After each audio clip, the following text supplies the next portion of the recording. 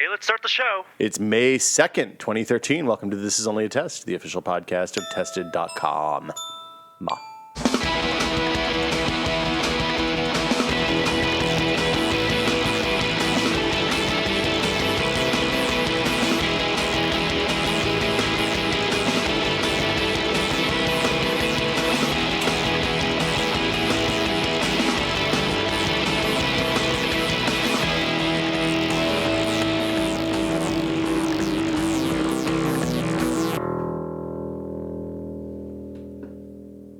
I'm Will Smith. Joining me today, as always, Norman Chan. How you doing, sir? Hello, doing well. Refreshed with the delicious taste of Diet Coke. Hey, this podcast is not brought to you by Diet Coke. It's the least racist of Cokes. Of colas? Colas. Which is the most racist of colas, if you had to guess? I don't want to say. Really? You afraid they might sponsor us or something? Or just don't want to get into race relations and cola? Yeah, a little A and B. What are the colas? Well, there's Coke, Pepsi. Diet Coke. We should introduce Wesley Fenlon, who's sitting directly to your left. He's immersed in a different world. He is living in a different world right now. Hey, I am not Lloyd Case. From now on, we're introducing you as not Lloyd Case. Lloyd is going to join us next week, I think. We had a last-minute schedule thing. So he had teased that he was going to be here, and then we had to change a bunch of stuff yesterday, and Lloyd was busy today, so... Mr. By Pibb. today and yesterday, I mean, we're actually recording this on Thursday. Mr. Pibb. Mr. Pibb is a cola. Are colas brown? He's probably the most racist cola. Why is he racist? It's Mr. Pibb. He's got to be like a rich old white dude. He doesn't have a mustache? Mustache people are mustache people racist? Mr. Pibb is the ripoff of Dr. Pepper, though. Dr. Pepper is distinguished. Yeah, he's totally not racist.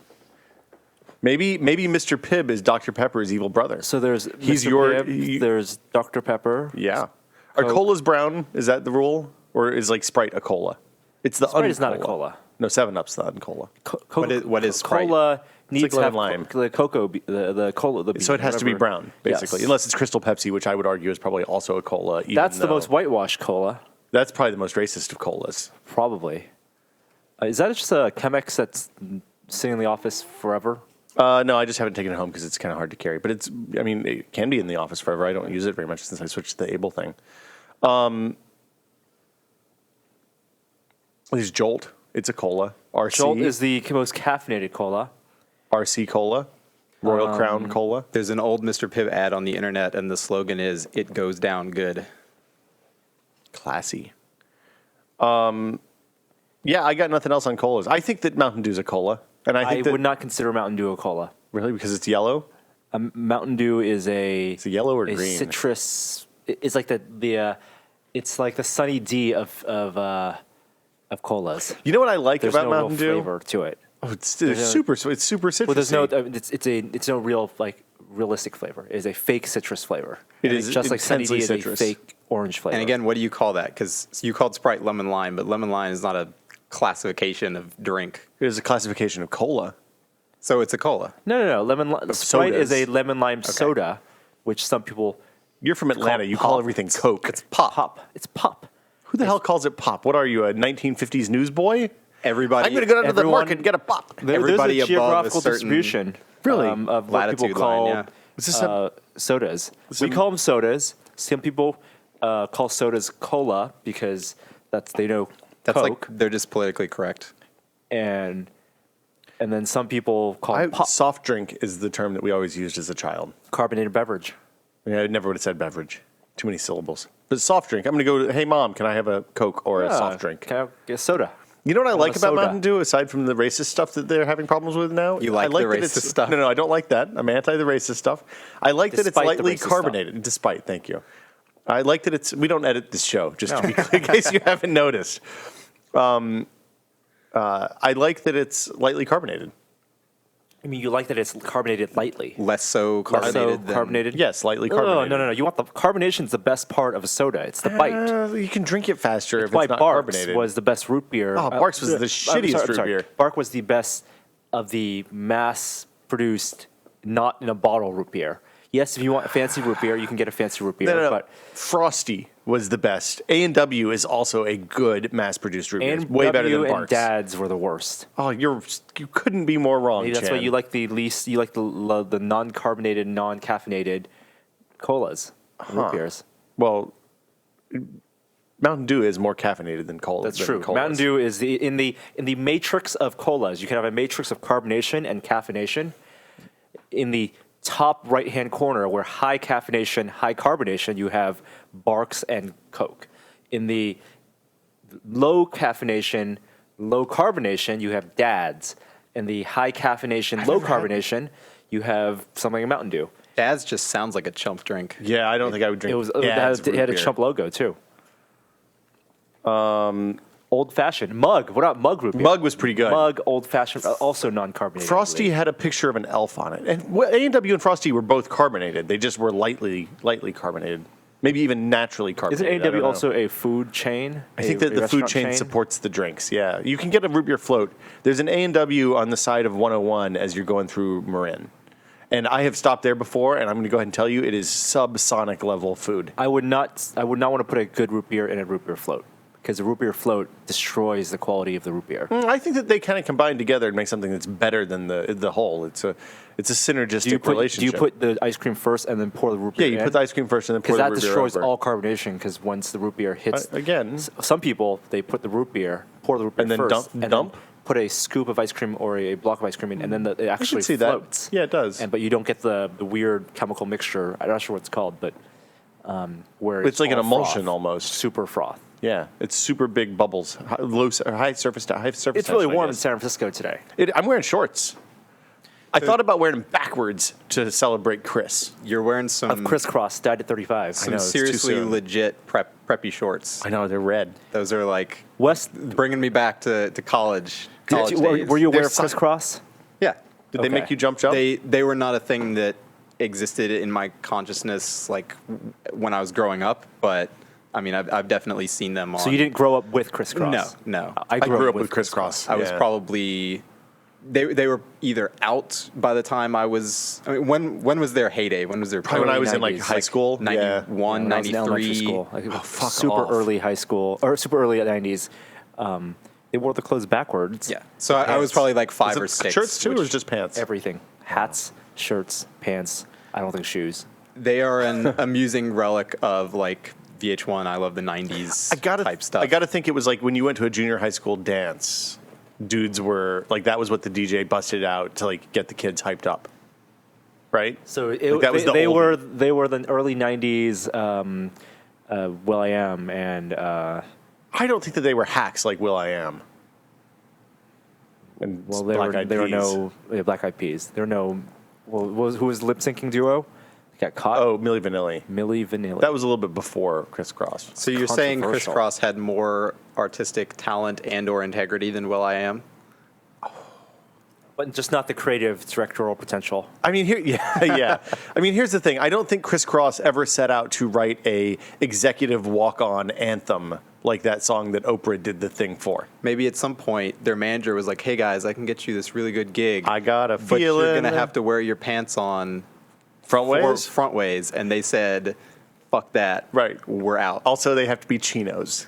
Got to put on your chinos for this one, guys. Speaking of Oprah, do you know, and people like Oprah, Martha Stewart, big thing. Martha Stewart is on Match.com. Yeah. Made a big deal I saw about this on the Today Show the other day. Looking for love, or Yeah. Oh, yeah. She said that she wanted Starts- casual sex. So, guys, you know, Was that part of the profile? I think that was part of I only read the summary. I wasn't really listening when this was on. But, yeah. I mean, you know, she's gonna have like some really nice hand towels and stuff in her house. She scented candles. What were her interests listed? I think could- cooking was number one. Cooking was one. She specifically mentioned on the anonymous profile a book she just No, wrote. it was not anonymous. It was No, semi-anonymous. it was clear. I think the first line was, "Yes, it's me," Oh. Cayman with Islands a bank photo accounts. of Martha Stewart. Here is Martha Stewart's Match.com profile. Yeah. It's revealed. Let's go. Let's Oh. go. Is Match.com the super religious one? No, that's Love for God or Christian Mingle or something. Christian Mingle is one of them. No. There's one There's that's a like lot. that's a common, like a well-known one, but it's apparently it's like it's made for for people who are really yes. want to get married. Okay, Cupid. No, that's No, that's the one that does all the super surveys. hipster one. What's eHarmony. eHarmony is the religious Yeah. one. Yes, you're Really? correct. Yes, I think so, or one of those. I mean, someone I out think there will know. they're all open to every denomination Sure. and race. Are we opening up Martha Stewart? I have Martha Stewart's. Okay. Please call it some highlights. I have an article about it. Nobody fucking links out to it because they're all. Well, I'm sure it's behind a paywall. Oh, yeah, I bet you do have to pay for it. Okay, so here is stuff on her thing. Her interests are cooking, dining out, fishing and hunting, gardening and landscaping, movies and video, museums and art, shopping, antiques, travel, and sightseeing. I could have written this profile for her. Movies and video. Did she choose? She must have chosen her own picture. This is a photo of her hair looks slightly disheveled. It's like a glamour shot It version is a of Martha totally Stewart. like glamorous shot. I always mix up Martha Stewart and Diane Sawyer. They look very Same hairstyle. Very, very similar. Yeah, same age. Actually, Diane Sawyer's probably a lot younger when I think about it. She's 71. She's 71. I did not- Martha wow. Stewart looks good for 71. Wow. Sports and exercise, swimming, walking, hiking, yoga, other types of exercise. Anyway, exercise 5 more times a week. She has birds, cats, dogs, horses, and likes fish. Very liberal. Tell you later about college. Favorite hotspot, Sushi Yasuda. Favorite thing is the British version of House of Cards, the American version of House of Cards, Homeland, All Food, The Symphony, Sounds like a hipster. opera, and rap. So Rap Martha's is always probably like more kind of than listed Kris at the Kross end now. as a Like, by the way, I got that's personality code. too. That's code. Like, you think she's into like old school friendly hip hop, or is she like into like hardcore like mid '90s gangster like Tupac and Biggie and all that? I don't think I can venture a guess. I'm much more interested in this now. So that's she's a social drinker. She doesn't smoke. $150,000 plus income listed. Divorced. And She should be paired with Alec Baldwin. has kids, but they're away from home, and it's okay if her partner has kids. I think Alec Baldwin's married to like a 25-year-old or something. Is he? He's married to a much younger wife. I don't know how old she actually is. All right. So there we go. All right. I didn't know you were so into Martha Stewart's Match.com profile. It was on the news. There you go. Should we talk about tech news? Yay, tech news. Google now is part of the iOS. Okay. The big thing this week is on the bottom of the list. Well, it's because you mean Warner Brothers pulling out of Netflix or One Up? It's on the bottom of my list. Maybe. Well, you need to I'll update it. your Thanks. your one version back. The big thing this week is Haswell. So Intel has released the kind of first info on actually as I was setting up for the podcast, the embargo dropped on this. And it's their next gen. It's a successor to Ivy Bridge, basically. Chipset, New and CPUs. CPUs. Yeah. It seems like the headline that I'm seeing everywhere, I haven't read the full briefs yet because the stories are usually like 35 pages long. The headline is that it's 3 times Ivy Bridge graphics, which was, I think, 2 times Sandy Bridge graphics, which means it's probably okay. Seems pretty good. Yeah, so we just put a post about this up on the site, but the gist is there's like they've broken down. They've always had a few different tiers of like the HD graphics. Well, with Ivy Bridges, most of them got one graphics chip. It was the HD 4000. Yeah. And Yeah. if you bought an Ultrabook, or if you bought not an Ultrabook, higher wattage CPU that had integrated graphics, or even on desktop, it would be the HD 4000. Basically anything that wasn't an Atom. Right. So now they've got a few like lower level HD 4200, 4400, whatever that you're probably not going to see much of. Maybe they're going to show up in like Chromebooks or something. Like really inexpensive, sub Yeah. $500, sub $700. I don't laptops. know exactly what the market is for those, but then there's HD 5000, which is the successor to 4000, and then there's also 2 new things that they've dropped the HD name from, and they're calling them Iris, and Okay. that's kind of the premier Graphics. chip, premier integrated graphics, and so one of them, Iris, Like iris of your eye? yeah, It's like Retina. So Iris Wow. 5100 will be. See how there's- that's compatible with Retina displays? Very. Can have a Retina You display gotta go through because the you have the Iris. Iris chip. Yeah, so they're saying about double the performance of last year's Ivy Bridge GPU, and then there's another version that has some integrated ED-RAM and like Okay. a higher TDP, and that one will be like 2.5. Iris Pro. Yeah, and then there's also a desktop version of that can do up to about triple the performance, just because the power restrictions seems very, aren't the very same. segmented, so that OEMs and consumers can choose between a power hungry version and a more battery efficient version. I kind of have a feeling that choice isn't going to be, not many people are going to be able to make that choice. It's going to just be the OEM. Like, Yeah. does Samsung want to put the Iris or the HD 5000 in their Ultrabook? Well, and it lets them segment those Ultrabook SKUs more, so you can have some $700 Ultrabooks and some $1,200 Ultrabooks And as it'll well. all be under the Haswell name, Yeah. Haswell inside. But you can have a you can have multiple outputs on a laptop with a 1080p panel or higher, running off of Haswell. And the Iris has a higher power requirement than the 5000 does, so they're probably going to be, like Ars Technica pointed out, that like 13-inch laptops will probably be able to handle that, but when you get down to the really small ones, like the 11 inches, they're probably going to all go for the lower end. Because TDP 5,000. matters a lot more. Yeah. So. Yeah. And battery, of course, as well. So that's interesting. And anything else? Like, what else is going on? Is there anything else? Like, if you have a Ivy Bridge or even a Sandy Bridge CPU in your desktop machine, is this like worth looking at upgrading? Well, or? like Lloyd said, with current motherboards and future motherboards, with Haswell, it will maybe make sense to plug in monitors to different outputs. So you can have discrete graphics, but you will use Haswell's graphics on desktop, and then when a game and have very low power consumption and low noise, and then when you need to play a game and load it up, then switch over to discrete. I thought they could even just pipe it. If you plug into the integrated graphics, you can just pipe straight through, right? Yeah.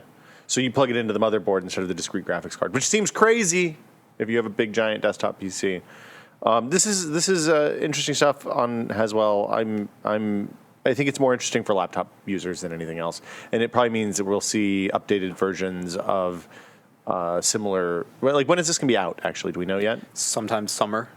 Okay, so we'll see updated versions of Ultrabooks from pretty much everyone. I would guess. And there's always a back to difference too school. between like when you can just buy the chip on Newegg versus when like laptops actually come out with it. Like, I think usually a lot of times it takes a little while longer for you to be able to buy a computer Desktop, yeah. versus just the part. Sometimes, Yes. yeah. Sometimes maybe it's the other way around. Yeah, Yeah, because they're selling so many laptops these days. Sometimes, I remember the first Sandy Bridge stuff. I think was shipping in MacBooks before anything. They make Yeah. whatever They have deals with deals. OEMs, and both Apple, Samsung, and Lenovo, they're all going to go bid for first access to these chips. Do we want to talk about Warner Brothers pulling out of Netflix to launch their own service? Because this seems crazy to me. 1,700 movies, or Maybe it's 1,200. pieces of It was content? more than No, 1,000. It was like 1,700. It was a lot. Yeah. And basically they said, look, there's two Netflix things that hit today. One was that I don't think it was Reed Hastings. I think it was one of the CTO or something. Basically came out and said, hey, when we launch Netflix in a new country, as Netflix traffic grows, BitTorrent traffic decreases. So we are a good thing for the studios, because at least you're getting something from us, as opposed to nothing for people who are pirating stuff. The other thing is that Warner Brothers is pulling a shitload of content off of Netflix. And it seems like they're going to only make it available on their own service, which is $10 a month. And I haven't I haven't actually signed into the service yet or created an account, but the screenshots that they showed of what is available were pretty grim. And Netflix has said that when content deals expire, they were not going to do blanket content deals anymore, or they're less likely going to, and they are going to cherry pick the stuff they think their users or subscribers are going to want to watch, and then pay more for that stuff, but pay less overall. Yeah. Well, one of the things, because why pay for 2,000 pieces of content if people are only watching 50 of them? Yep. It was interesting because And they have that data. Yeah, I mean, that's the thing. Netflix has that data, and maybe Amazon has that data based on DVD sales, but I think probably viewing for free versus paying $20 for something is a pretty different skew on that data. So I think Netflix has probably a better idea what people are into watching than anyone else, even including studios at this point. And this is kind of the same way that Valve has a better idea of what kind of games people play on their PCs than anyone else. Yeah, and that's out there. it is Netflix eventually moving to being like HBO, where Yeah. HBO pays for access to movies, not TV shows, the rights for cable distribution for movies, which is on HBO Go, and they have limited time for that. But I mean, those are good movies, but that's not a ton of content compared to Netflix, where they're high quality. The average life of a movie on HBO from watching the HBO Go app and watching stuff come in and go out seems to be like maybe 3 months on the outside, and they have about 200 or 300 pieces of content plus original programming, and that's it. I'm actually kind of like a little more curation on Netflix wouldn't be a bad thing. Although I do really like having a lot of TV to watch. Like I find that like having complete runs reality show of shows is great. Yeah. And stuff that you can, it's just like evergreen. You can not serialize stuff. It's fun to watch on Netflix. You mentioned piracy earlier and BitTorrent going down, or usage going down for certain shows where Netflix is in markets where Netflix is in. They did. That was actually an overall, like they specifically said an overall trend of BitTorrent traffic going down as Netflix traffic rose. So Casual torrenters. Yeah, the people who are torrenting TV shows. What about that and that stuff. video game story with Game Dev Tycoon? Do you hear about that? yeah. I didn't see that. You haven't? This was like Monday it came out or Tuesday? Yeah, so there's a small indie company. I think it's just 2 guys, and they make a Kairosoft-like. They made a Kairosoft-like game called Game Dev Tycoon, which Boy, is that is real close to game dev story. yep, and it simulates it's like a game dev story type sim where you play a game developer and you make games and consoles and stuff. And they released it, I think over the weekend, $7, not too expensive, DRM free, and the makers of the game decided that they would do an experiment where when the game was released, it was released across 3 platforms, Linux, Mac, and PC. DRM free. DRM free. They would also seed on BitTorrent the game. Wow. So they just put it out there themselves. So they But kind of they keep put track of out their game, a different version of their game, and are you buying something right now? it. I am actually. Mother's Day is on the 12th, by the way. Just Okay, something to remember. that's a week 10 and a half days from now. The version of the game that they seeded on BitTorrent was not exactly like the game that they released when they sold it. So they did the thing where they had a hacked version. But the way they differentiated it was that in the pirated version of the game, when you reach a certain point, I don't know exactly how long in the game, a certain milestone, your game company in the game could not succeed and would fail because pirates would be pirating your game. And you would get a pop-up that would say... I can read. You want me to read? Yes, the pop-up. It says, "Boss, it seems that while many players play our new game, they steal it by downloading a cracked version rather than buying it legally. If players don't buy the game they like, we will sooner or later go bankrupt." Sad face. Wow. And then basically that company, your virtual game company, goes bankrupt. And the people who did pirate the game posted on forums over the weekend saying... proposing this problem, saying, how do I get around this problem? I've played this game many times. I always reach this roadblock where people are pirating my game. Is there a way I can research DRM in the game? And was this a game that they released DRM free? DRM free. Like if you paid for it? Yeah, if you paid for it, DRM free. Wow. And Is there some way to avoid that? I mean, I can research DRM or something. says the person Said the pirate. who's probably pirated the game. I like this story a lot. People have done this in the past. People have released cracks or detected cracks and then made the game impossible to beat or complete or whatever. I'm completely blanking on what the specific example was, but I remember it was a real popular thing about 5 years ago. But people were worried about doing that because they were afraid that if people were theoretically using pirated versions as demos, then they would think that the game was just broken or shitty and not actually go out and buy the game. So this is a very clever. The unfortunate thing is it only really works for a game about making games.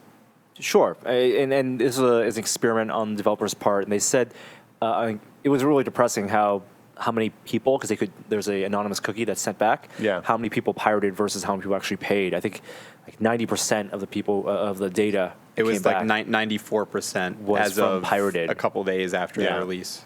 Well, I mean, you remember what Infinity Ward and Epic used to say about PC versions of their games before they started doing the central auth stuff on Call of Duty. He said 90% of people playing Call of Duty online, Modern Warfare 1, I guess, online, were pirates.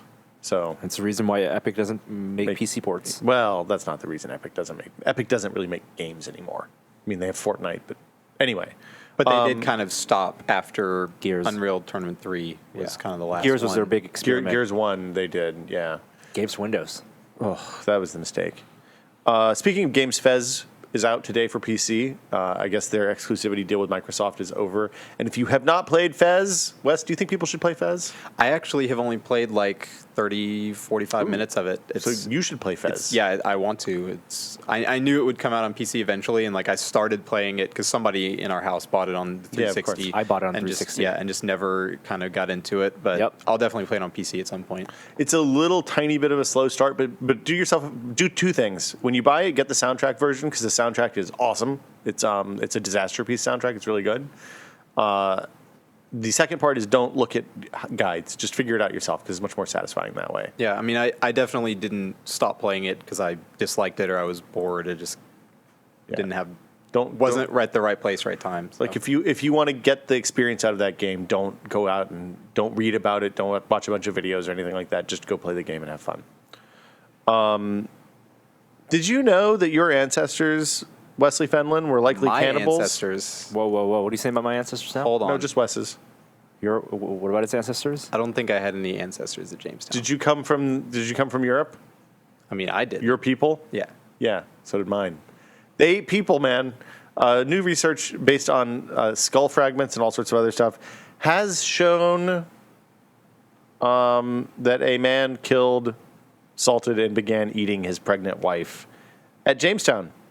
It was in the writings. They killed Salted? the guy. I guess they wanted to preserve. Yeah. Oh, okay. Like not assaulted because No, that probably no. also happened. Yeah, well, in But the then process also of killing, salted. like to prepare.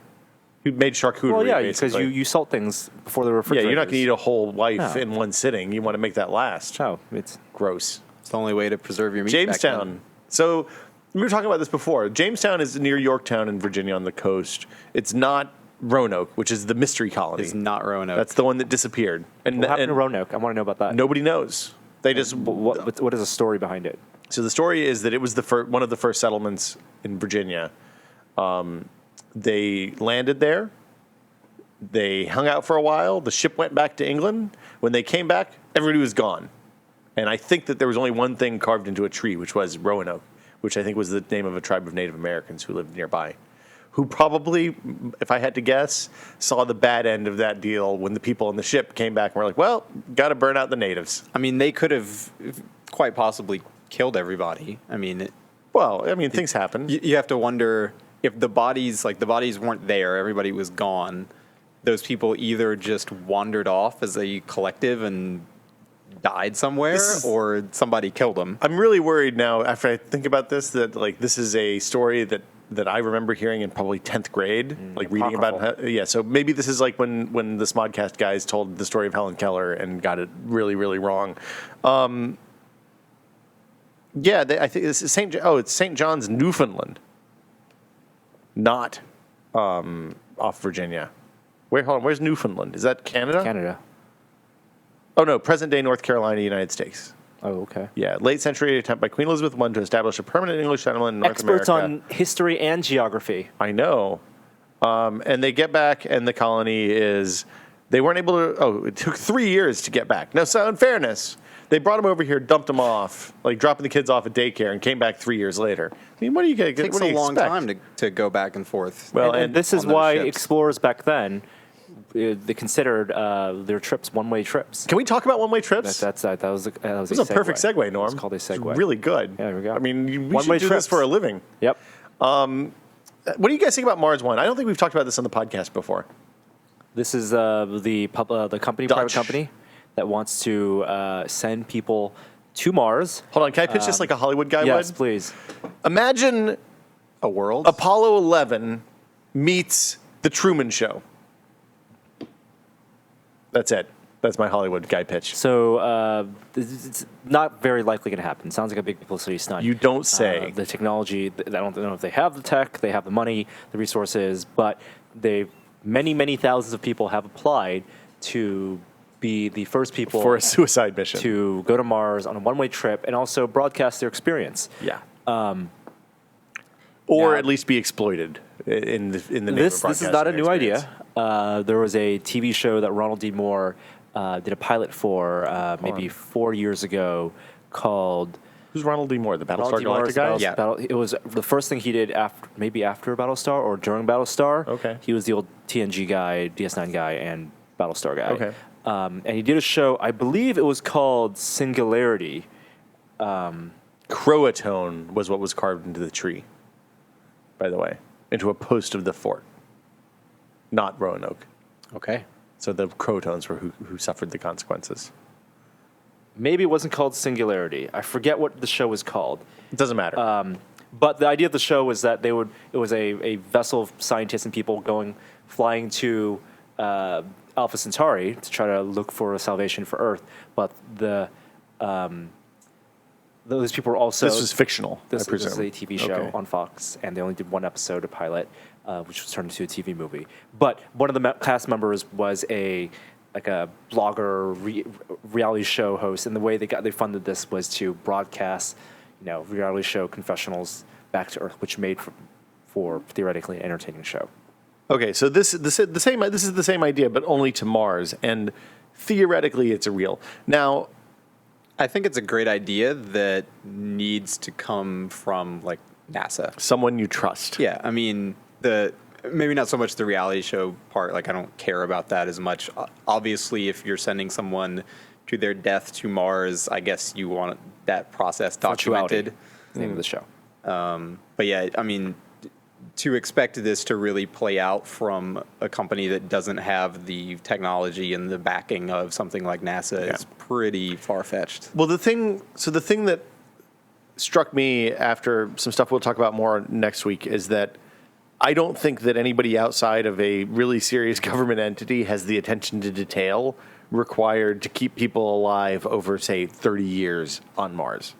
Or even just the trip. Just getting them there. 1,000-day trip it would take to get there.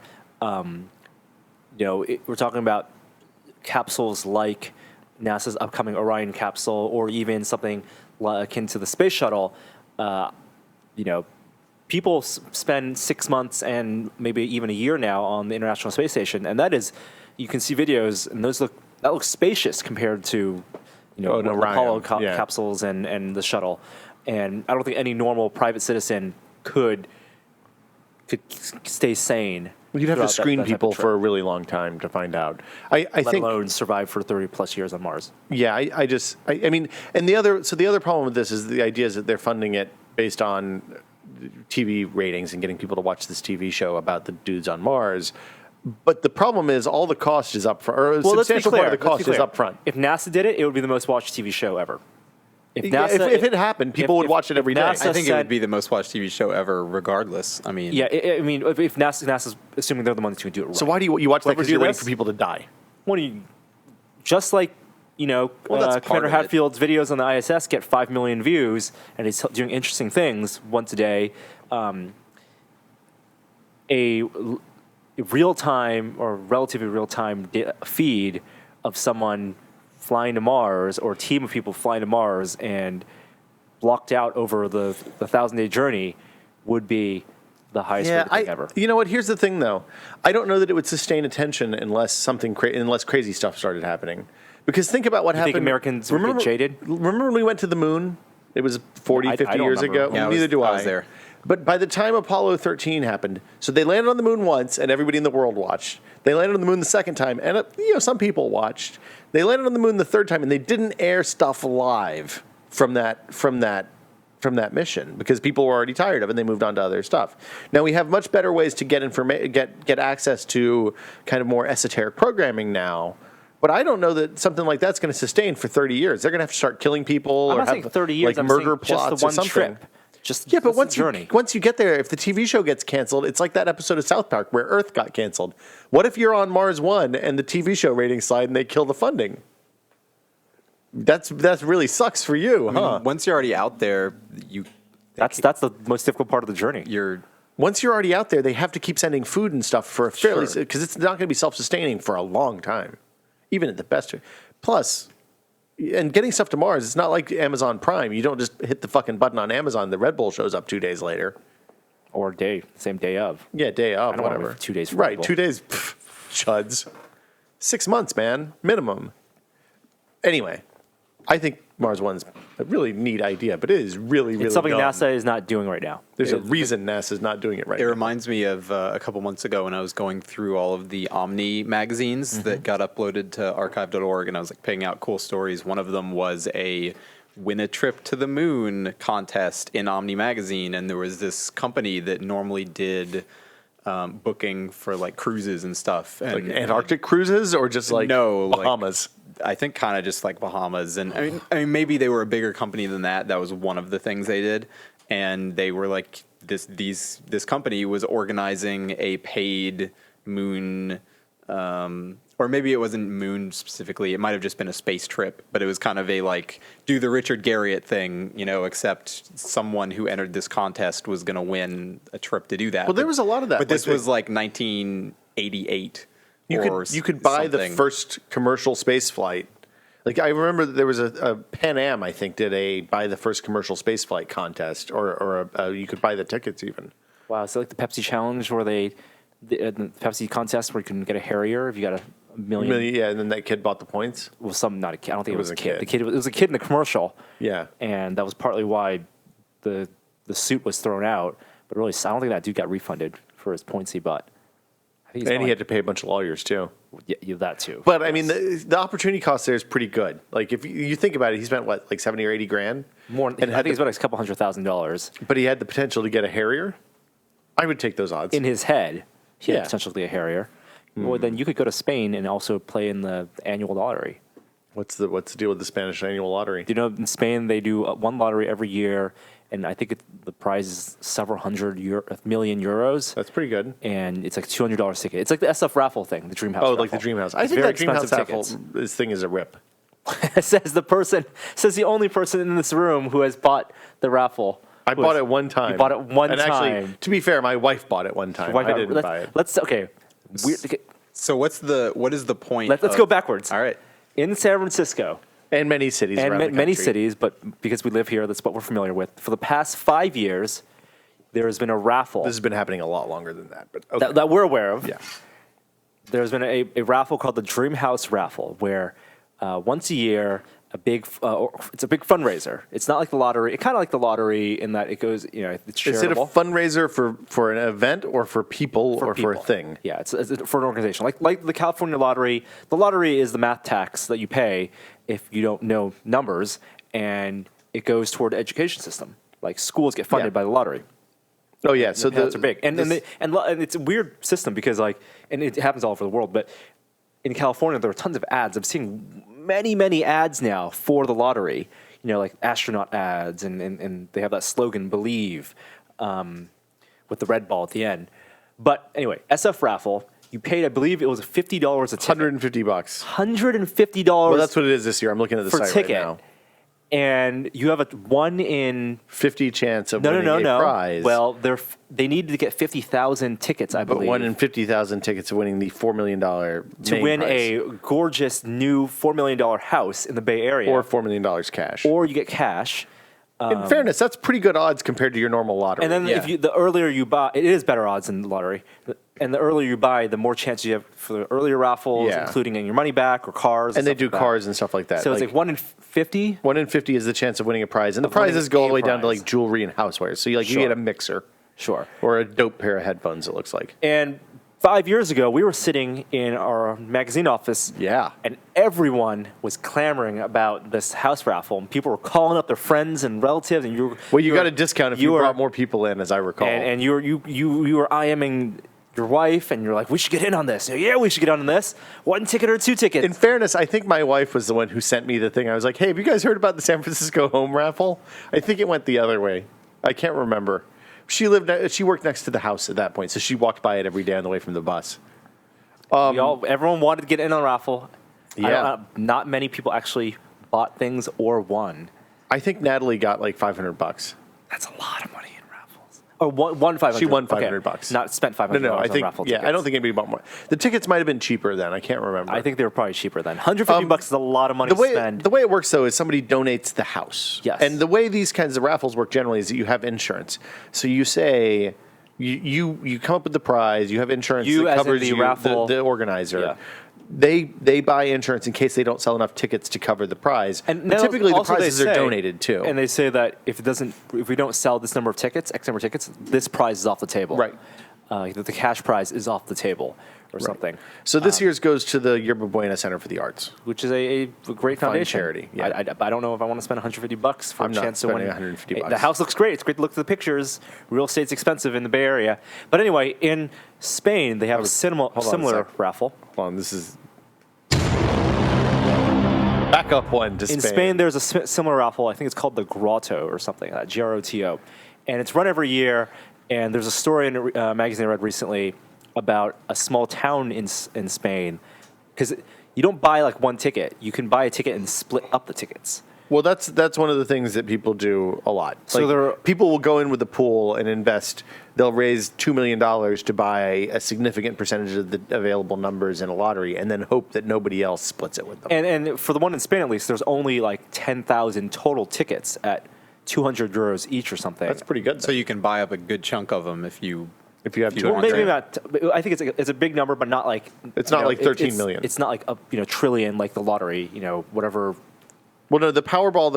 I think What are the Powerball. combinations for It's Powerball? 451 million combinations because I can't remember how many numbers it is, but it's like 40 numbers it's a plus one crazy that's million. It's 40 numbers out of a pool and one Right. that's unique, which So it's makes not it that fucking huge. that big number, but in Spain, people buy small tickets. And in that story, the small town won, and everyone in that town had bought a piece of a ticket or a ticket, except one dude. Oh, that damn. the poor guy. Damn. He was all right though. He was because the moral of the story was that winning this type of money ruins people. That is true. Screw up everybody And in the the people town. who win these type of lotteries, they believe they're so lucky that they spend a lot of their money on the next year's raffle because they think they're going to win again. Which is that like just means- really crazy. Yeah, I know. Just go out and play golf with an umbrella, man. Your odds are better there. The Powerball is 59, a drum of 59 balls, out of which 5 are pulled, and then 35 that are out of a separate drum. So it's factorial 59 minus factorial 54 times 35. yes. Big number. It's a huge number. It doesn't say what the odds are. So the Spanish lottery, what I was curious about is what does the money from the lottery go? I'm not sure Go what it to. goes to. I don't think people care. Probably a lottery rehabilitation for people If you're who in wanted Spain their lives. or in the EU and you know about this lottery, send us information. I'm curious. My education was paid for by a lottery, Yeah. my college education, but that's because that lottery goes on That's weird. So every day, The- right? So what does a one-time annual lottery yeah. produce enough money to, Isn't Spain like one of those defaulting countries in the EU too? Aren't they on the cusp of economic ruin, similar to Greece? They're probably in bad shape. Yeah. everyone but Germany, basically. experts on international economics. Yeah, we're bringing as well. we're opening whole new doors of being And math. wrong here. Never go to Spain. Everything there is terrible. I like Spain. Spain's pretty. You haven't been to the post-apocalyptic economic collapse Spain. That's true. That's true. I'm sure they still have beaches though. I don't know. All right, I forget where we. We were talking about Jamestown settlement dinner likely being made of people. No, wait. Cannibals. There's some reason we're way past that. We're So, way hold on. past that. Hold on. Well, this should. Did that bring it back? Why were we talking about lotteries? We were talking about people not being good at math and not understanding low probability. I don't remember that. Oh, we're talking about Mars. Going to Mars. Oh yeah, people who do that, sign up for that, are a little soft in the head, is what I think. It's not. There's no. If The you're chances. soft in the head, you probably shouldn't go to Mars. Well, I mean, who are they going to? The thing is, it's going to end up being like the Jersey Shore. If they're casting a Mars trip like they're casting reality TV, they're going to get people who are interesting and dumb. in a space shuttle. No, you don't want to be. You don't want to be in a space shuttle with somebody who's orange. It's not good. Wow, that's. They won't stay orange, though. I don't know. It depends. Like, what if you use your bonus container, the personal items, for spray tanner? Think about it.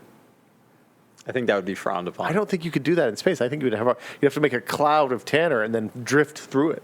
It would be really hard. And that cloud would stay there forever. Can you imagine how orange the inside of the capsule would be, where you just bump into it? And so this is bad all around. Everybody in Jersey is going to be really. Jersey and Spain are both going to be pissed off at us now. Let's talk about the fake tweet that caused Wall Street to melt down for 4 minutes. I guess I kind of knew that this is the way this worked, but I didn't realize it was quite this tied in. Apparently, so the AP News Twitter account was hacked a couple weeks ago. I guess it was last week. Okay. Early last week, I think. Yeah. And they tweeted something along the lines of the White House was under attack and Obama was injured. 2 bombs explode in Yes. White House. Bad news. The people who hacked it, this is obviously not a thing that actually happened. But there are... And they were hacked through a phishing scam. A well-written, Really? very, very convincingly written email in which a link was clicked and... And that allowed them to Yep. reset the... You know, the one time I've been hacked in the last 15 years was Twitter, where I got an email from someone that said, hey, do you want to share pictures or something? And it was from a friend. Did you click it on desktop or mobile? I clicked it on mobile. But it started a password reset. No, you just logged in. You logged into Twitter because I was on mobile, and I was like, oh, I've never logged in on the phone here. And I logged in, and then obviously my shit was all busted after that. I just don't click links anymore in email. Obviously, that's the only way to be sure. But what happened here was there are computer systems that are tied into news and other types of information on the internet that do automatic trading based on that news and keywords in the news, is what it sounds like happened. Because this apparently set off a flurry of a downward spiral that dropped, 140 points or something off the Dow Jones in about 4 minutes? Yeah, a very, very small period of time. And made then, money off that. I'm sure. So, I mean... That's what the SEC is looking into now. Yeah, I'm sure whoever did the hack was in a position, if they had a lot of money to invest, to gain greatly in that very short period of time. You think so? Probably. I think there's... Bane. I mean, they were Thanks probably a lot, Bane. 14-year-olds. Yeah, I think a lot of times that kind of hack is just a dude who can do it because he likes being a dick. Yeah, but what if it wasn't? Possible. What if it wasn't, Wes? I mean... what if it's all connected, man? That would make for a way more interesting story, for sure. Yeah. They're all watching, man. They're watching all the time. They're watching to see what happens, and they know everything. This could be a great Hallmark Channel movie. The day the market stood still? I don't know. You'd have to explain a lot of stuff for the Hallmark Channel, I think. But it's some like poor housewife just trying to make it by, and her son is secretly trading stocks and hacking the AP. It's like the one about the kid who was playing online poker and ended up robbing banks because he needed a way to pay for his online poker habit. Same story, but Tragic. but with stocks instead of gambling.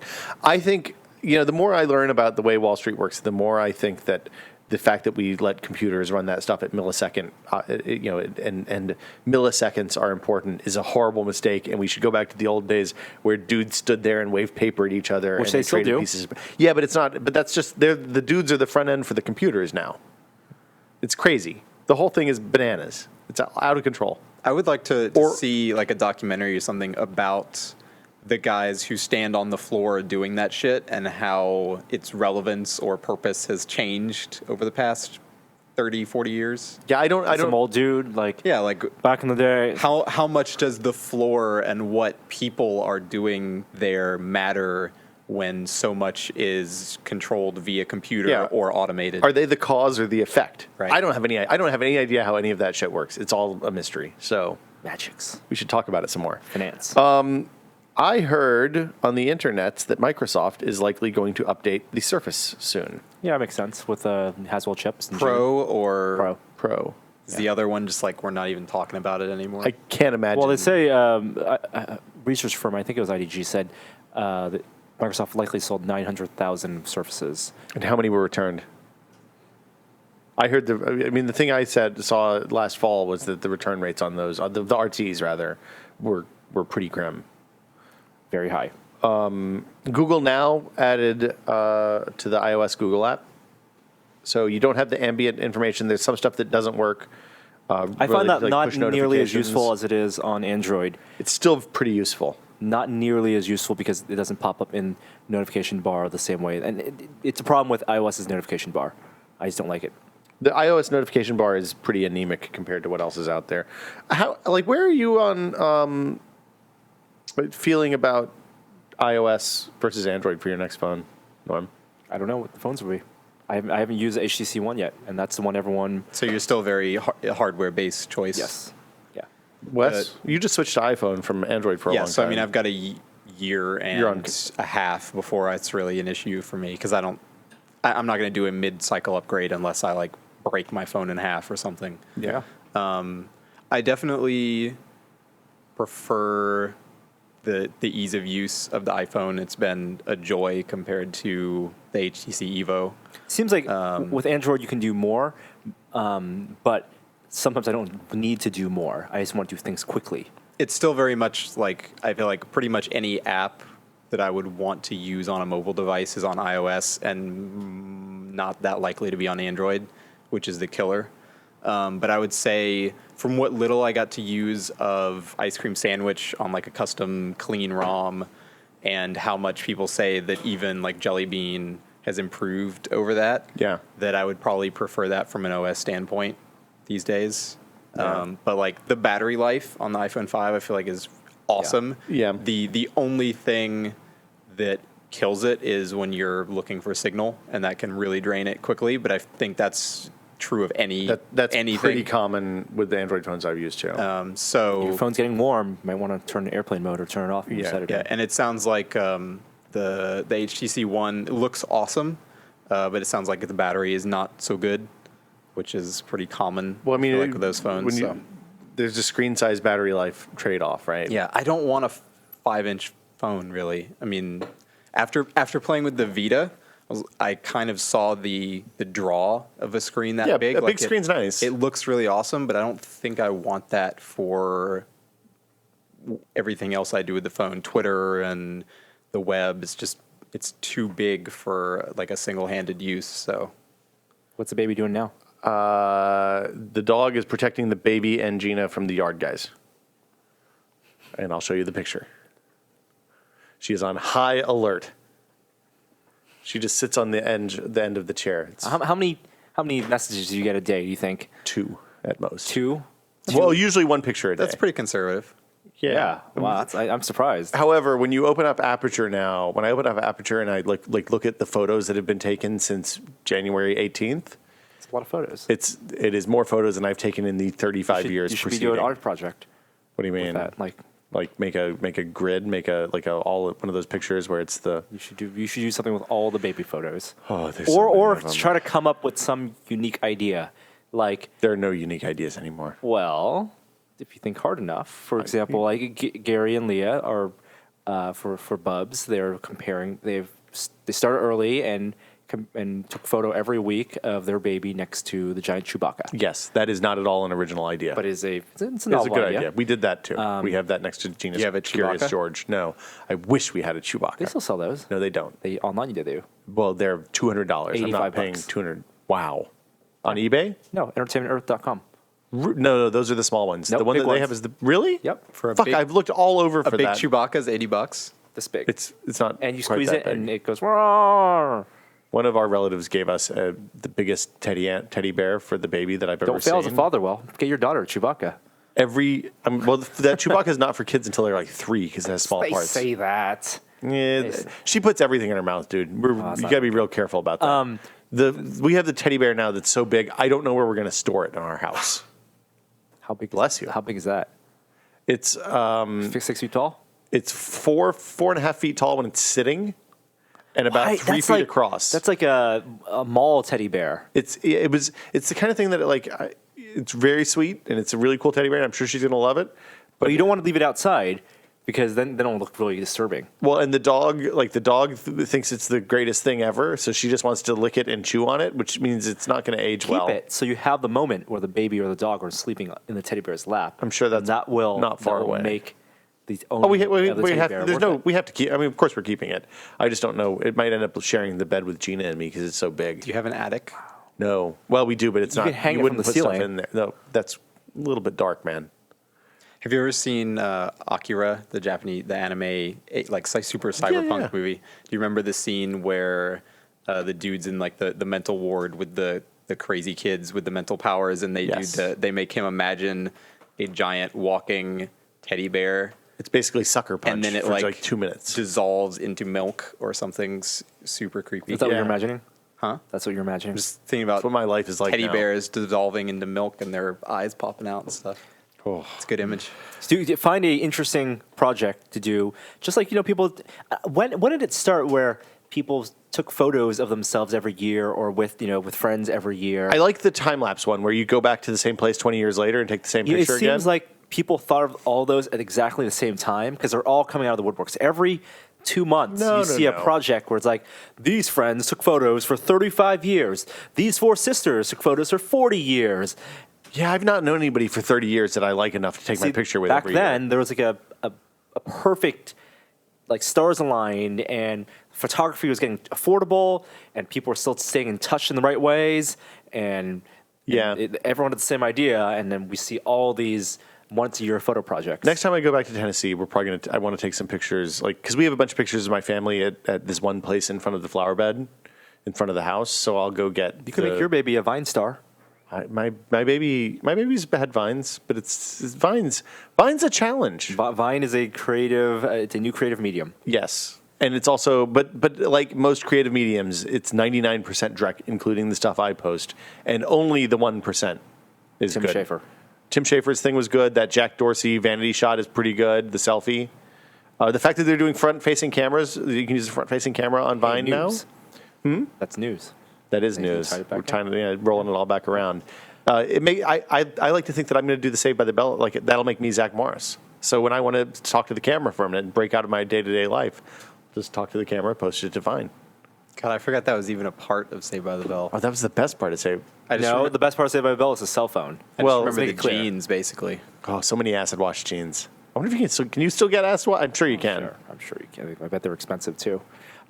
Did you guys read Tim Stevens' review of Google Glass on Engadget? He, I believe, is the first person who is in the tech world who's posted Like an in-depth a review. for after how long did he have them? I don't think he had it for that long, but they have one that they bought from the. Oh, so he got the dev kit from Google I/O from last Google year. I/O Okay. Explorer Edition, not a Google provided. Oh, so this is clean. This is clean, which is It's not like he went to the Google offices and got a hands-on demo of how it works. He got a box in the mail He and got a opened box it. in the mail. They paid for it $1,500 and used it, and they have their evaluation up, which is weird because it's not a product that people can buy, but still is worth reading. I think there's Absolutely. enough. Like Yeah. if you watch mainstream news coverage, like there is a segment every morning on each of the morning news shows about whether Google Glass is a threat or a benefit. Like this morning on Today, they asked Padma Lakshmi from Top Chef whether she thought Google Glass was good. Like they're just asking everybody who comes through because everybody's like Google Glass. Normal people are afraid of this. So the two people. I mean, Google Glass is in the hands of people now. Not only Google employees, many people who pre-ordered last year at Google I/O are getting them now. Robert Scoble has been posting a lot. He posted a picture of himself in the shower wearing the So- Google glasses, which I don't need to see ever again. He's he goes to conferences and does a lot of talks, and he posts on Google Plus, and he did his impressions, and he talked about going everywhere, standing in front of large rooms of people, doing his talks, wearing Google Glass, taking photos, and letting everyone try him on. Everyone wants to try him on, of course, and give his impressions. I thought you weren't supposed to let people try them on. No, you're not supposed to give them or sell them to Okay. people. I'm sure you can let people try them on and not get a slap in the wrist. They're not going to turn Scoble off. No. Nobody puts Scoble in the corner. So yeah, he took a picture of himself in the shower because to prove that it is weatherproof. Great. It's just what everyone wanted. Could have just Exactly. waited for a rainy day, but Bald, shirtless, Robert Scoble in the shower, wet. He said that when he polled people, the right price that people, and his audience is a fairly enthusiast tech And audience, it's affluent. and they said Right. $200 is the right price. I think under 500, they'll see adoption. I think under 200, it'll be something I people think actually buy. under 500 they'll see early adoption. Right. It's just like the iPhone. just like iPhone is $700. Yeah. And then 200 is more reasonable mass market adoption. Because if you ask a kid, hey kid, you want a PS or you want a Wii U or a PS Vita, Well, or do fuck, you want dude. Pick a real console, man. Xbox 4, Xbox No, Infinity, that's more Xbox exp- that's- Next. We don't know the pricing for that. I'm going to assume those are going to be $500. But at the $200 range, do you want a Vita or do you want Google Glass? I'd take a 3DS over either of those probably. No, you wouldn't. Well, no, I'd take a Google You- Glass. yeah. I already have a 3DS. Who am I kidding? I'd take a 3DS over Google Glass. Yeah. For $200? Yeah. There's a lot of good games for 3DS. No, for now. like for $1,500. Well, Yeah, you're gonna pay. I got a 3DS. I can sell you right now, Wesley Fenley. Give me $1,500. I'm saying if At the Google any if price. Google Glass was worth $1,500, Oh, the yeah. 3DS was worth $200. $200. I would take the 3DS. Fair enough. I'm super interested to try it out. We're in the if I had glass thing that you signed up for because we didn't go to I/O last year, but we will report back as soon as we basically, get these. some stuff we'll pull from the Tim Stevens review. You can't wear it over normal glasses comfortably. So if you wear glasses, I gotta get contacts. it's not going to really work well over those glasses. Not a lot of things you can change about it settings wise, and the images are kind of mediocre.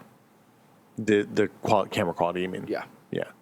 I'm more interested in it for the kind of, hey, here's where you're going, here's what you can do, kind of like the apps. I think the app stuff is going to be potentially really interesting. Do you want to talk about privacy?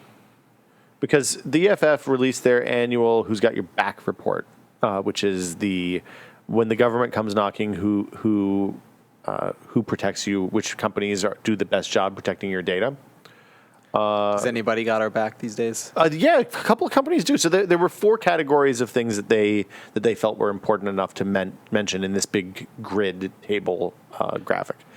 The first one is tell users about data demands. The second one is be transparent about government requests. The third one is to fight for user privacy in the courts. And the fourth one is fight for user privacy in Congress. So these are 4 things. Do you have lobbyists?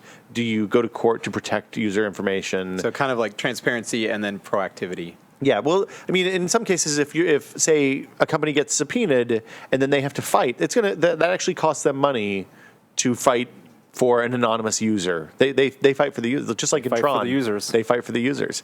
So which companies? Here are the companies listed: Amazon, Apple, AT&T, Comcast, Dropbox, Facebook, Foursquare, Google, LinkedIn, Looped, Microsoft, MySpace, Skype, Sonic.net, Spider Oak. I don't even know what that is. Twitter, Verizon, and Yahoo. Which companies do you think fought for the users? I know Google has in the past.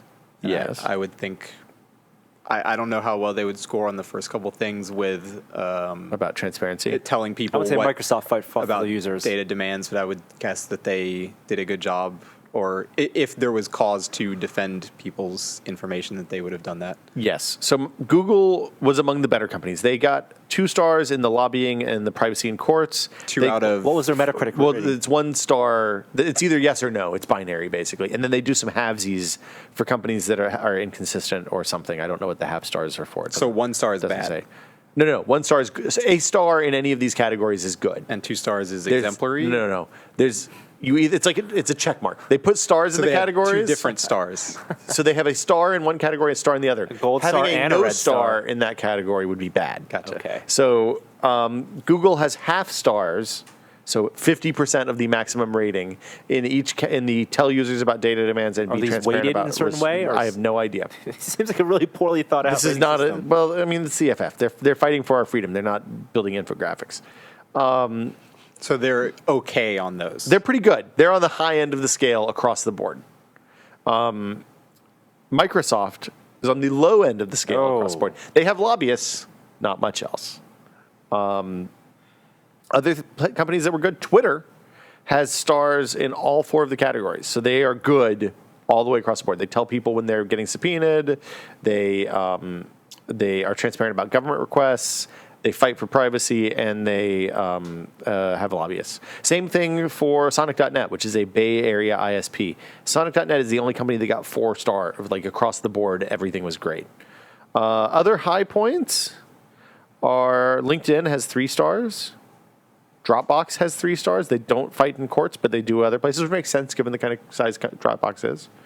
And then, as you can imagine, Apple, AT&T, Foursquare, Looped, Microsoft, MySpace, Skype, and Verizon, Skype, and which is Yahoo are Microsoft. among the bottom. Yeah, well, but Skype is still operating, I think, independently in terms of that stuff. Skype had 0 stars, as did MySpace and Foursquare, and Facebook 1.5 stars. Are those 0 stars like a result of? Does that mean there have been situations where they should have done things, Probably or is it means- just not an issue for It them? either means that their policy has been established as we don't do this, or there have been specific instances where they just handed over data to someone that then ended up being a massive court case for that person. That's bad. Yeah. De-anonymizing the internet. So yeah, the specific criteria are promising to inform users about law enforcement requests, publishing statistics on law enforcement requests and law enforcement guidelines, defending privacy in court, and defending privacy in Congress. So that was interesting. I guess that's it. For anything else on the news front, guys? Shaking, Nope. Head shakes all around. Nope. I'm going to play some music, and then we'll talk about what we've been testing.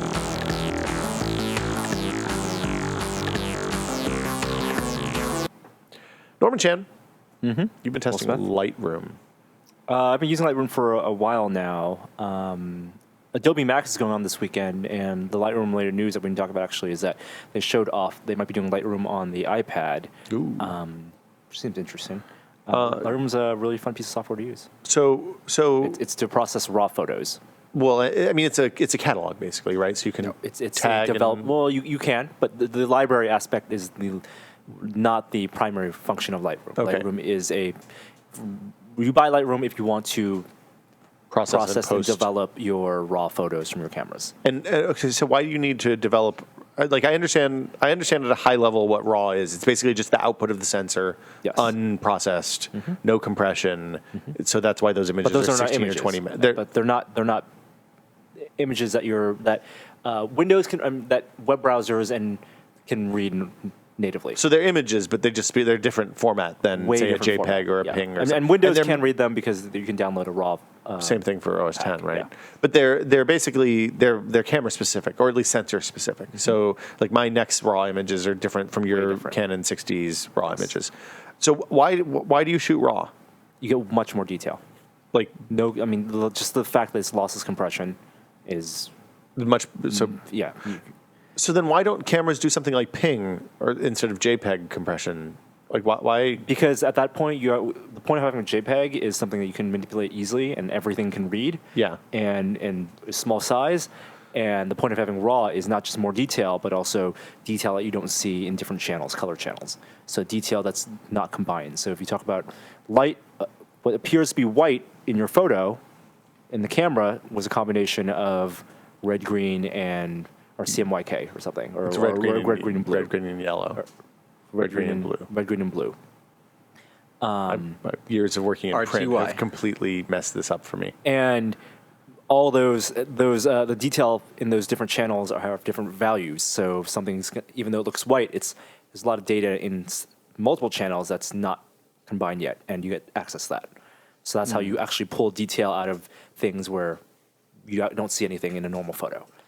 So then, So why the reason you don't, the long story short, the reason you don't have PNGs is that raw photos, if you're going to go enough to have a PNG, just have the raw photo. you might as well just go all the way. It's not going to be that much smaller. Yeah. So Lightroom. Okay, so you're developing and processing. I assume that means you can do like exposure correction and stuff like that. Do they have like dope filters or anything like that? You can do filters. So you can make it look like you You took can make your own 60 filters, into. But are they dope filters? Yeah, I want to know if I can Depends make on it look how like well you can look at your filter. I've old Russian tried camera. I've tried taking an Instagram photo and making Lightroom look like the Instagram photo. Okay. And that is possible. Okay. You put but- like dust and stuff on the But you picture. cannot do the screen effect.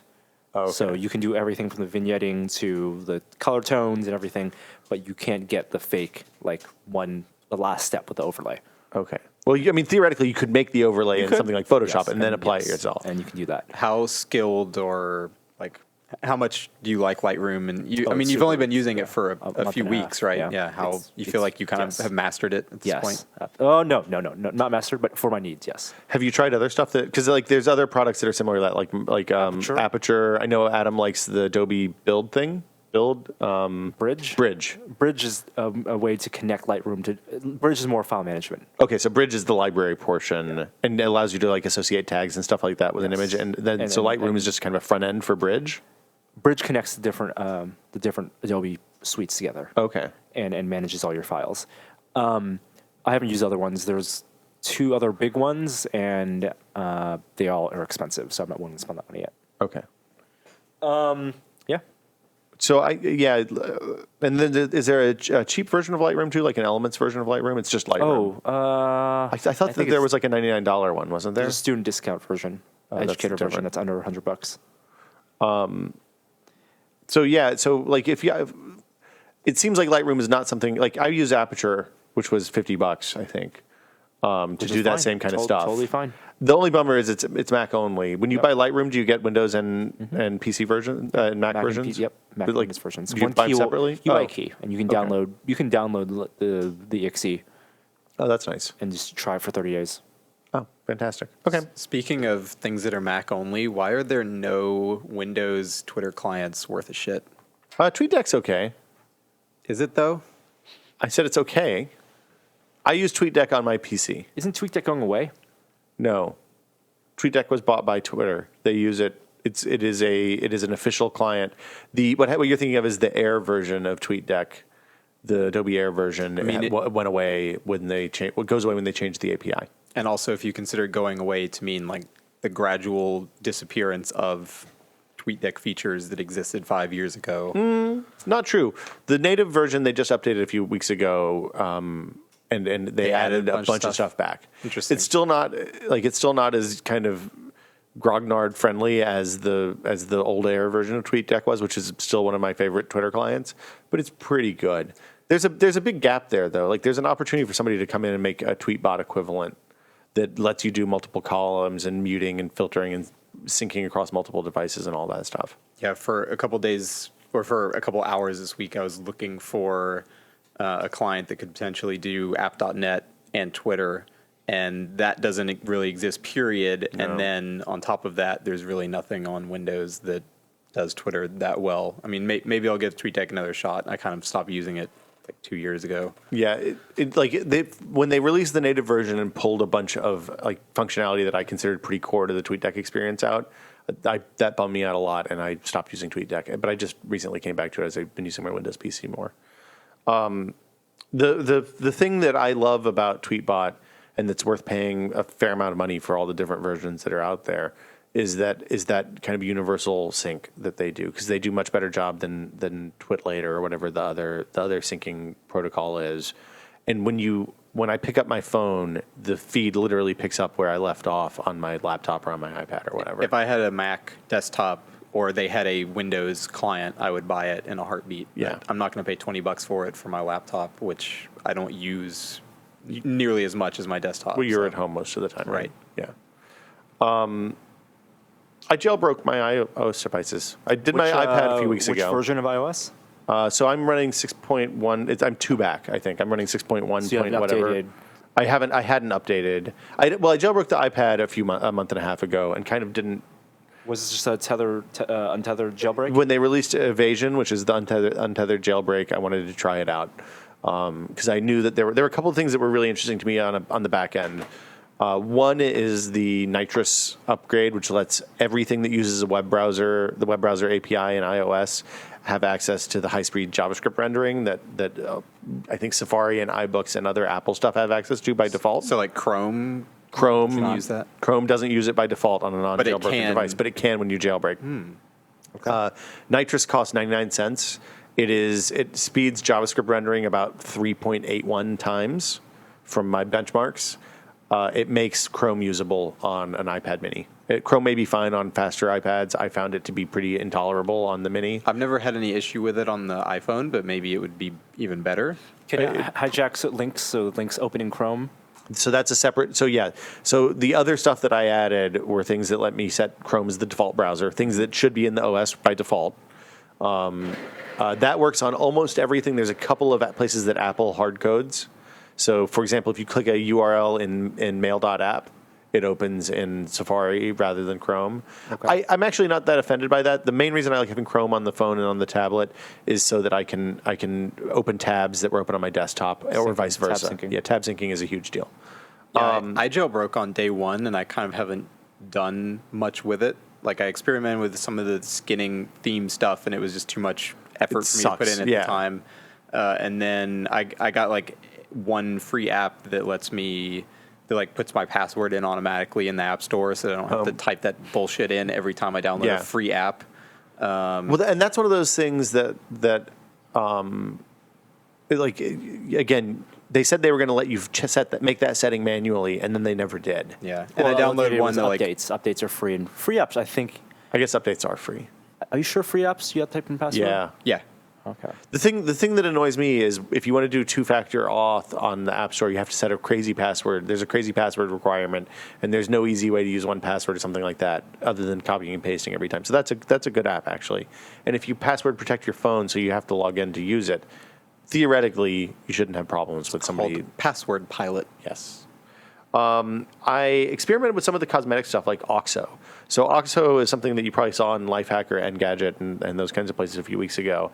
And I put it on my phone, but I actually don't like it. So it gives you the kind of preview image of the app running when you do the tray, and it makes the tray taller.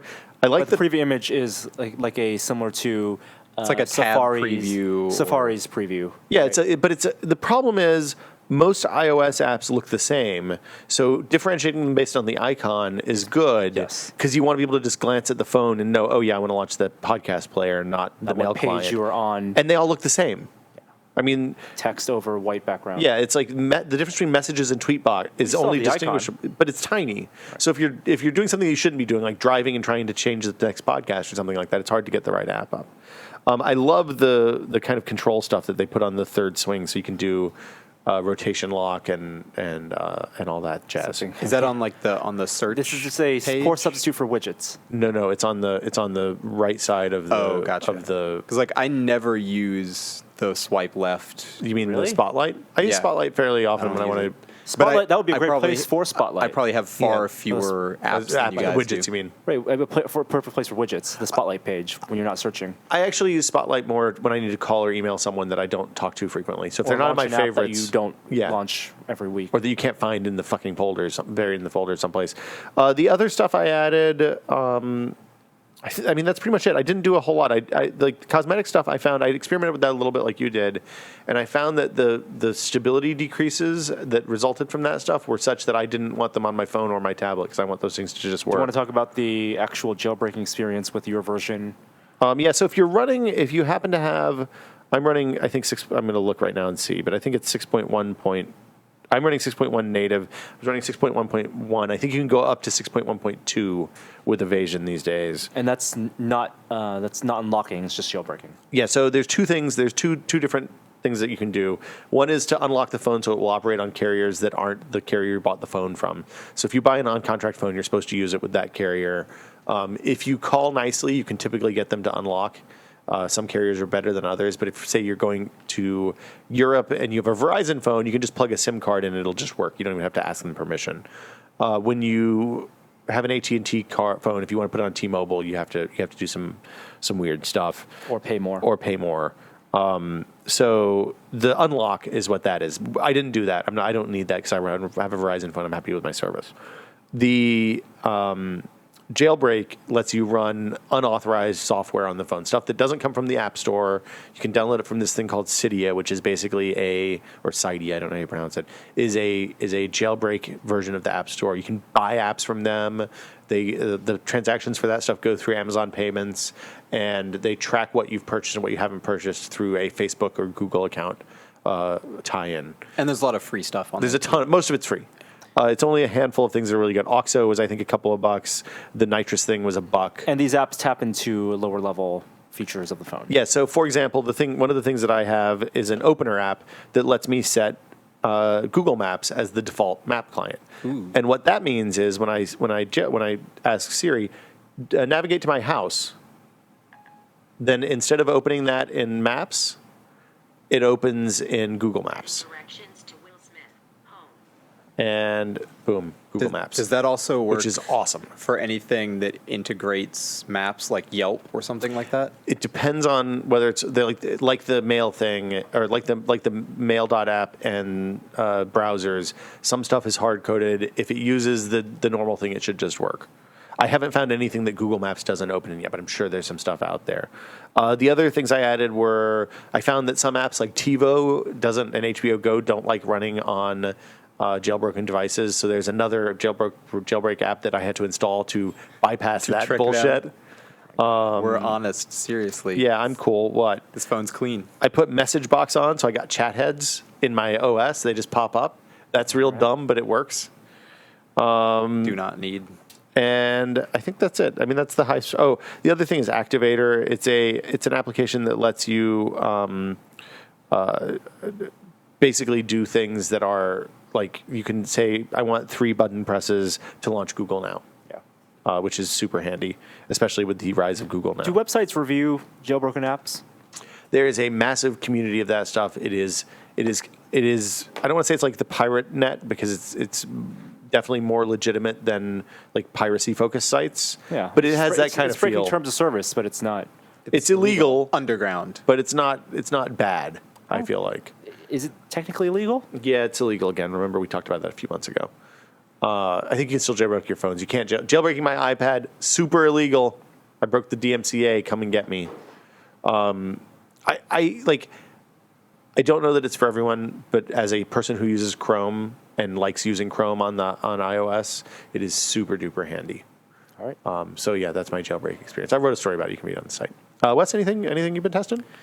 Not too much. I've been testing some like external DVD drives for Wirecutter. Not exciting. Anything? What was the last thing before that on Wirecutter? It's been a while. Wi-Fi extenders. Oh, That was probably the last one. can we talk about that? Because that's something we get a lot of questions about. Do you remember? Do I remember? Don't buy one. Use Powerline. They suck.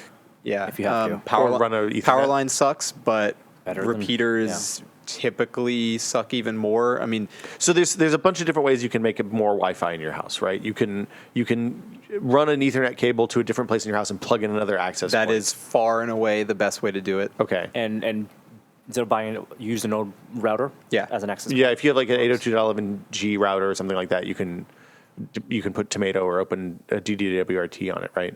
You can also do Mocha, which is cable coax. So that uses the cable that's already in your walls. Potentially do that as well, and that's better. Is that better than Powerline or worse than Powerline? I think it doesn't have the same.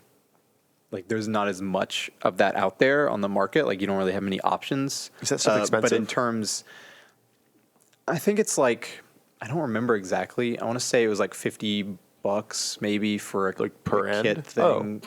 Either 50 or 100. I can't remember. That's not too bad. It wasn't terrible. It's cheaper than knocking holes in your walls and running cables. Yeah, but it was definitely faster than Powerline. But I think again that's something that it's not going to work for every house. I think it depends on what kind of cable you have on the wall, and so yeah. In general, Ethernet is by far the best option, and running a lot of times just upgrading your router is better. Like 802.11n doesn't necessarily have better range than G, but your like newer routers usually better antennas. Just Like you want a router with 3 antennas if you're doing N. yeah, just the better technology in general. If your router is 6 years old, buying a replacement, good $110, $160 router may solve your problem. Okay. Well, or moving the router or aiming it so it's aimed. Like if you have problems with service in your living room where you want to use the internet all the time, maybe it's better to move the router closer to the living room than it is to try and figure out some access point or something. Yeah. If you can centrally locate your router, that'll also solve your problem. Yeah. Cool. Very cool. I guess that does it for what we're testing. I'm also Anything else, Norm? testing a time-lapse device right now on the podcast. It's called Radian. I'm borrowing it from Jeremy Williams. It's almost all the way our early around. adopter friend, and it's a cool device that was on Kickstarter. You can mount cameras to it or an iPhone to it, like I'm using right now, and using an iPhone app set panning time-lapse. So, like, how does that? Do you just tell it how tell it how far you want it to go and how long you want it to take? Degrees that you want it to go, how long the total duration will be, and the interval in which you want to take photos. And based on that, I'll tell you how many images it'll take, and based on a frame rate that you can type in, how long that time lapse will be. So, does it have an app that takes the photos too, or do you have to tell your time lapse app to do that? It's it's mostly used for DSLRs. I'm using an iPhone now because that's easier with a glyph, and I'm using the Frameographer app that we talked about last year. So you'd pair this with something like Time-Lapse Pro or an interval setting on your camera or something like that. Yeah, you can pair it with, or no, it will directly. If you use DSLR, it will have you can tie it directly to the camera. Oh, you can do the It remote will trigger. save Okay. JPEGs, and then you can import that into After Effects or Lightroom or something. So does it have like presets for astronomy stuff and kind of so No you have to figure all presets. that stuff out yourself? That's the fun part. Okay, there we go. You want to take some questions, guys? Yeah, Questions. that's a good question too. Emails? Well, but we do the other one. Emails. 'Cause it's, we don't do emails. We do Emails. No. Questions? Boom. If you have a question for This Is Only Test, the email address is podcast@tested.com. Keep your questions short, under a minute, and, make sure that they don't sound like you were drugged behind the tumbler in that end scene from The Dark Knight. Here's our first question. Is from Jeremy. Hey, Will and Norm. This is Jeremy from Palo Alto, California. Also, Norm, beat cow. Some hometown trivia. Before Stanford was the school, it was a horse farm. Underneath the main quad is where they used to bury all the dead horses. My question this week is about picking a camera ecosystem to invest in. I have an old Canon Rebel XT with the stock 18-55 and a nifty 50. I'm somewhat intimidated by the high prices of investing in better lenses and eventually a newer body. But I just got a job in the real world. I was wondering if I should stick with Canon or go with the NEX. What can a real DSLR do that the NEX can't? Thanks, and always be testing.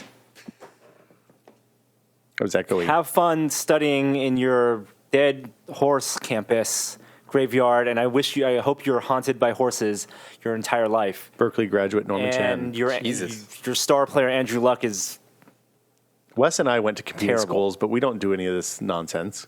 Where'd you go? Tennessee. I have respect for you. Because I didn't give a shit about. we got football. Aaron Rodgers. Norm's Made him just- what he Norm's was. just saying words now. Didn't they sack your Yes, they coach did a few sack years Jeff ago? Tedford Man, he was really this past good. year. He was good when I was there. Yeah. And then once I left, What the hell? What was your kind of contribution to the team, Norm? I bought tickets. Very good. Sat in the student section. On a similar subject, isn't Tim Tebow now like playing like arena football or something? No, what? He got cut from the Jets this week. Tebow got cut? Yeah. Really? He only threw like seven Holy passes crap! last I year. wasn't following that at all. Yeah, so the Jets pulled him, and then he was the third string quarterback, and they had That's three. got to be a big blow for some people. It's not good. It's if you're a Tebow fan. Of course, Tebow went to Florida, so I'm not a big fan of Tebow. SEC. Yeah, and now Florida people I hate. Wes, agree or Gators? disagree? You don't like the Gatorade? We don't like the game. I'm a Powerade guy. Powerade's made by Coke. Somebody's at the door. Do you think Joey's out there? The Omaha Beef have offered Tim Tebow That's a great name for a team. $75 a game if he'll play on their indoor football team. That's fantastic. $75 a game. That's a pretty good offer. I think he has a little while. He's in free agency since they cut him, so he'll probably end up Sure, someplace. teams will need quarterbacks. God, the Omaha Beef. What a fucking great name. So when that news hit, people were saying that his CFL option, because somebody owned the CFL option on Tebow, also didn't take him.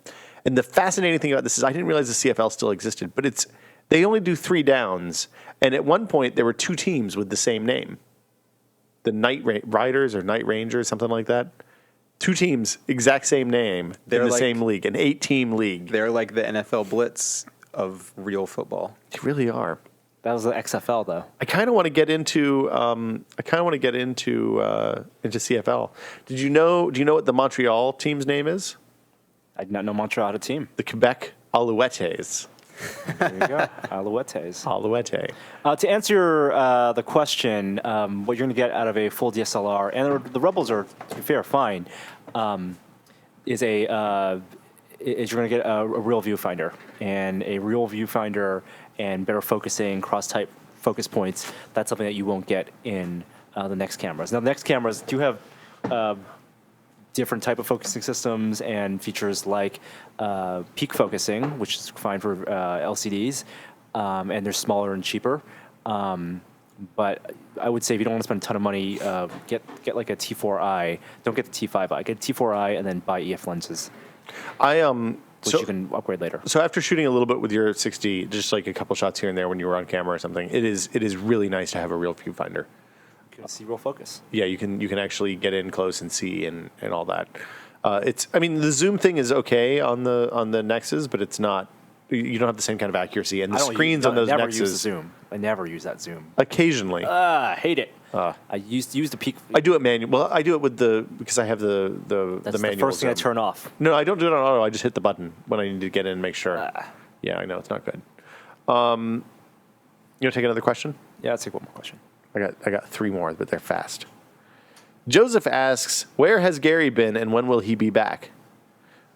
Gary's on secret projects that we can't talk about, and actually we don't even know I about. don't even know about. Yeah, so he Literally cannot talk about it. he is working on the days that we record the podcast. And We could make things up about his projects. I think I saw him tweet some photos of his baby yesterday, all I know. and him being at home with his baby. Thursday is a travel day and Wednesday is a work day. That's what I know. So that's what's up with Gary. He'll be back when he's done. Like, here's the thing: be happy. If Gary is not here, it means that he's working someplace that pays him. So be happy for Gary because it is good for Gary. And then Or he be can on spend gaff. that money on big Chewbacca's. Yeah, That's right. Yeah, and more time on gaff.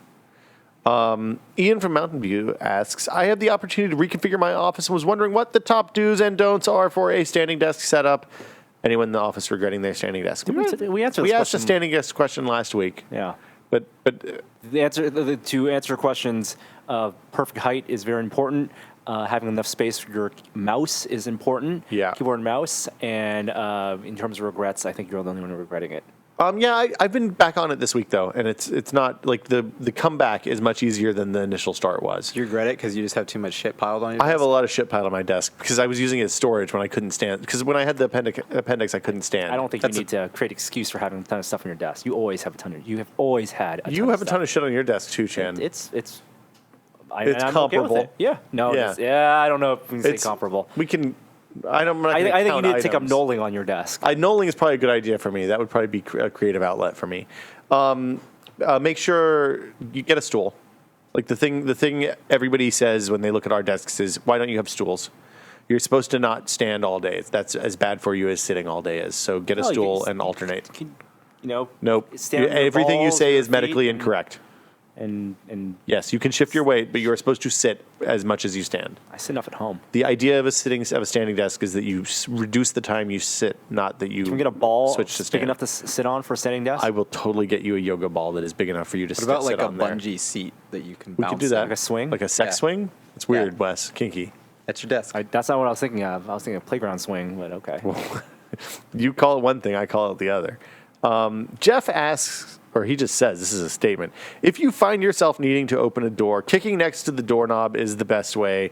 This is evidenced by videos of police using battering rams. They always try to hit this area.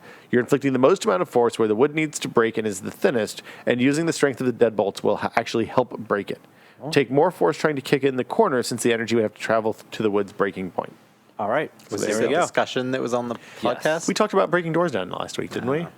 Yes, we did. Also, turns out hiding behind a fridge won't do you much good. Nope. Yeah, the, Unless there's a lot of liquid in there. Fill it up with milk. yeah. Then you're cool. And then the last question is, Austin asks, every time I watch the podcast, I see that Lego X-Wing is hanging on the wall taunting me. I was wondering how you guys did that. It looks awesome, and I would free so much space on my collecting shelves. I just nailed 2 nails in. Into the armpits. And then Yeah, and so if I'm the X-Wing, the nails are right here. there you go. We're not crucifying the X-Wing. It is resting on the nails. I wasn't going to say anything. You were looking like you were going to say something inappropriate, Wesley Fenlon. And that, I guess, will do it for us today. Anything to plug, Wes?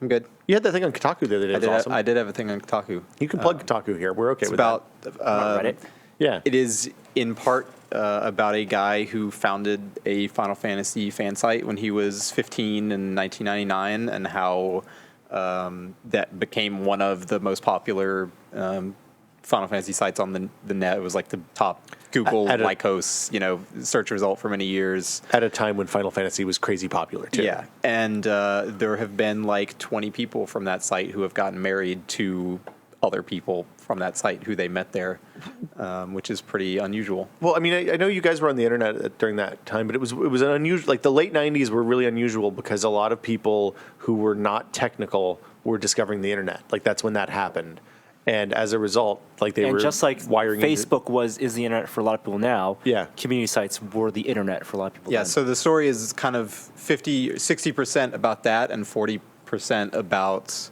that period in general, and like how those sites got big and how they kind of died. There was like for a brief period of time, you could actually make money doing that kind of site, and Yeah. people felt bad about it, and it's a Thanks. really good story. Tumblr. Norm, anything? No. Okay. That'll do it for us. I think you should stay tuned for fake outtakes. Today's outro is from KJN. Hi there, I didn't see you.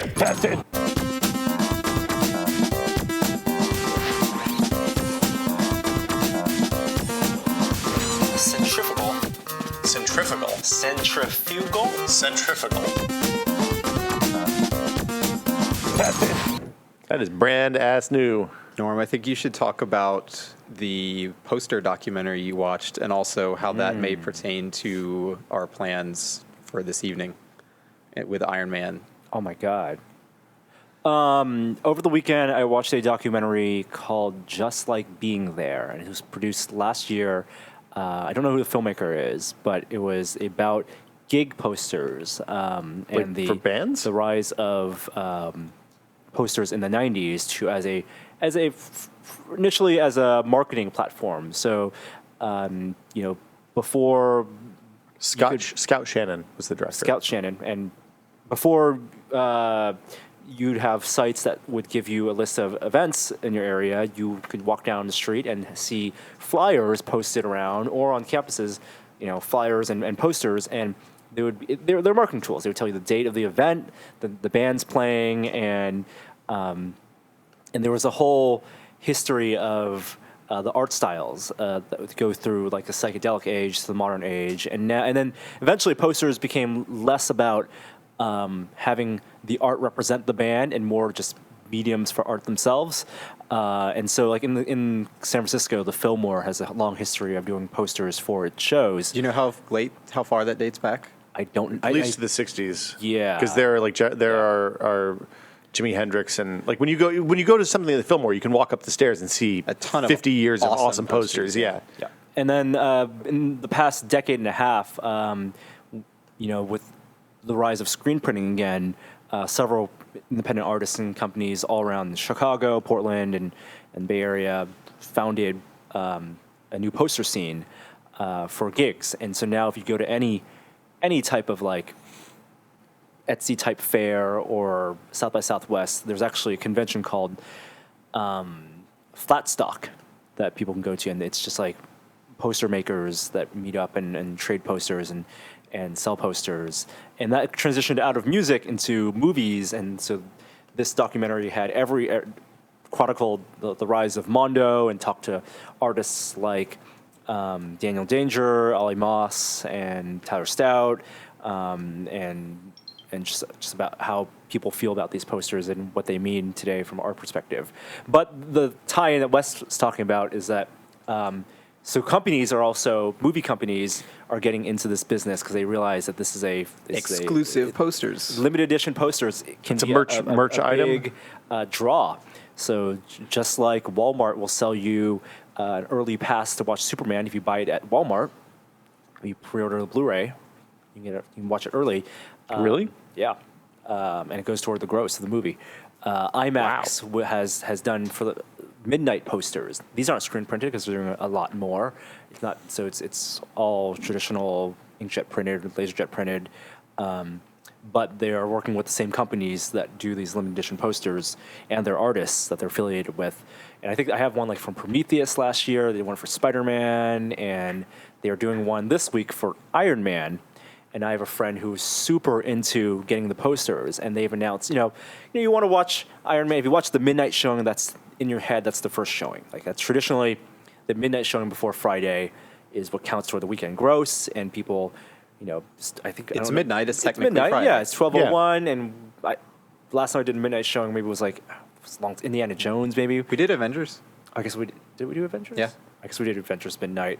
You get out at 3 a.m., and to celebrate that, you get a poster. And if you do IMAX showing, That's cool. that is cool. But Fandango and IMAX and people invest in ticket sales have now started doing day early screenings, like 9 p.m. showings as the first showing, because they realize not everyone wants to stay up to midnight. And Yeah. they can get an extra showing out of that, an extra couple $1 million. And word of mouth before the weekend officially starts. So Thursday, 9 p.m., even Wednesday showings are becoming more frequent. And so there was a lot of confusion online as to whether the 9 p.m. showing of Iron Man would get the IMAX midnight showing poster, because it's technically not the midnight showing. So did it? Is it? Do we know? And I was talking to my friend, And I've seen Iron Man 3 already, because I saw it earlier this week. But I'm watching it again. My friend's like, you got to get tickets for Thursday if you want to get the midnight poster. So, okay. But 9 p.m., that seems like maybe that will get it. So I bought tickets for midnight, or for 9 p.m.